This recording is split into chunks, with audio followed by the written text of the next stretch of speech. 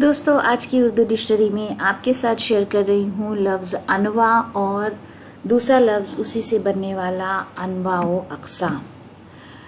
शुरुआत करेंगे लफ्ज़ अनवा से, जिसका मतलब होता है किस्में, अक़साम और नौइयत, प्रकार, भांत भांत के और आकार प्रकार के, यानी जो बिल्कुल डिफरेंट तरीके के हों। स्पेशीज़, वैराइटीज़, सॉर्ट्स और काइंड्स जैसे अल्फाज इसके लिए हम इस्तेमाल करते हैं। मिसाल के लिए यहाँ कई अनवा के अनाज मिलते हैं, यानी यहाँ भात भात के अनाज मिलते हैं, यहाँ कई तरीके के अनाज मिलते हैं।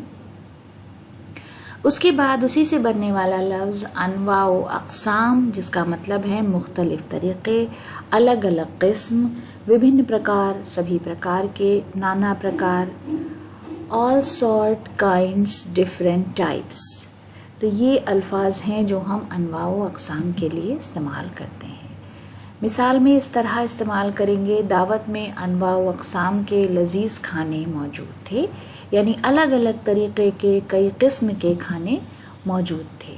तो दोस्तों, डिक्शनरी के लिए ये हमारी छोटी सी पेशकश थी। उम्मीद है कि वीडियो आपको पसंद आया होगा। बहुत बहुत शुक्रिया।